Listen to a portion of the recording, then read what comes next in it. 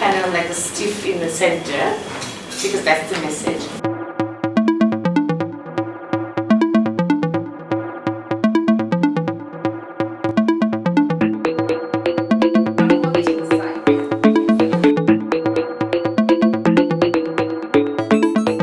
CFW is very excited this season to launch the brand new 11 emerging designers that we have who have undergone the process of development with us. I think to start off, it has already helped me to a great extent, because I think getting this feedback that you receive through the sessions and the mentoring, the constant changing, I think that was the main thing that I was able to gain through, and I think that will continue through my career because you kind of keep learning and keep growing as a designer.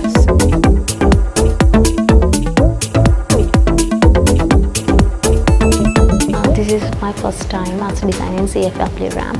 My collection is credited with beaded craft. I use traditional beaded craft because I want to highlight the traditional crafts with the colorful themes and new silhouettes. I want to incorporate sensitivity and emotions to my designs because I want to aware people actually in this season, especially.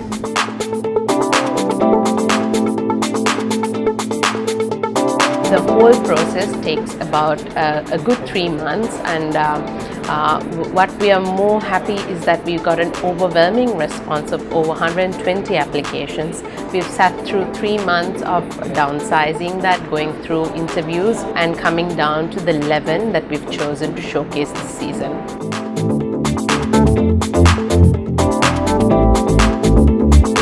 I use some artificial leather fabrics and some switch fabrics and velvet ones, because sometimes you can use those fabrics not harming the environment. You can use artificial fabrics and give more diversity in the fashion.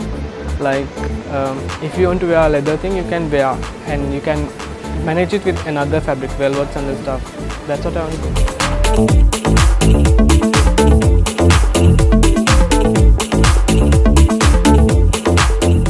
I use calico fabric to my collection. I paste screen printing ink onto the fabric and make that kind of print. I use this pattern inspired by other side of plain card.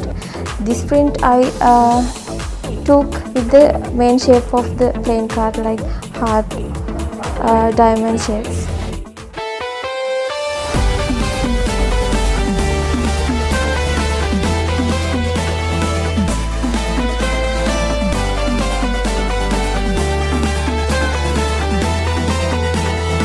We are really focused on creating a Sri Lankan identity with all of these designers so that we stand out in a global landscape. For that reason, we've opened out applications for designers who are good with the weaving, with the handloom, with dumbara, with Sri Lankan batik, and every heritage craft that needs to be recognized. And we are very impressed with the talent that we've seen, and we as an organization have helped them build their brands, help them develop collections, strengthen their point of views, which is very crucial because we don't want that diluted. When we studying in the university, we had to do like a collection with traditional craftsmanship in Sri Lanka. So we went to their villages and we talked with them and we engaged with them.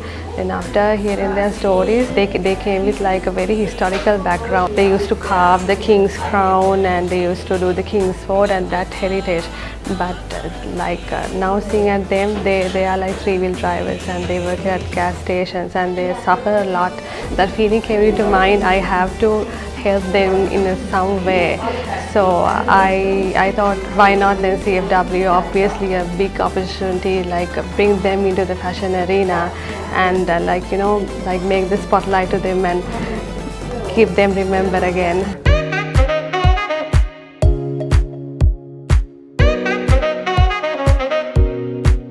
It's made out of reed, which we use in maths. So I used it because it's a Sri Lankan industry that is so underrated, and people only use it for mats and bags. So I believe that it can be made into something that's more valuable.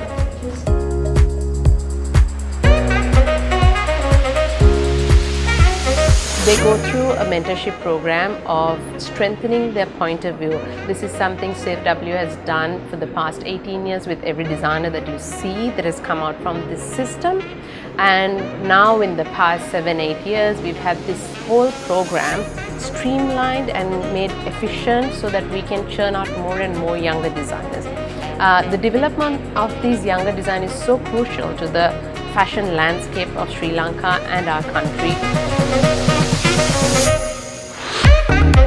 This motif is actually a take on the Sandi mask, so it's kind of like a modern take on the Sandi mask in prints, making it contemporary. And also these masks are all screen printed with non-toxic water-based inks, and all designed by me, and all screen printed.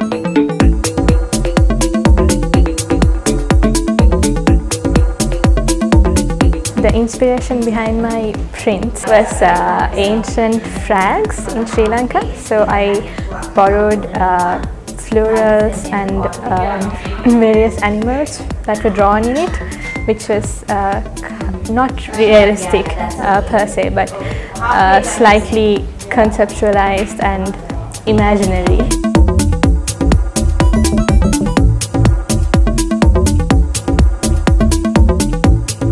These days batik is a little bit topic to Sri Lanka, so the thing that I want to do is to enhance the batik industry with new techniques. So the technique I used is pleating to add a new aesthetic to the batik industry.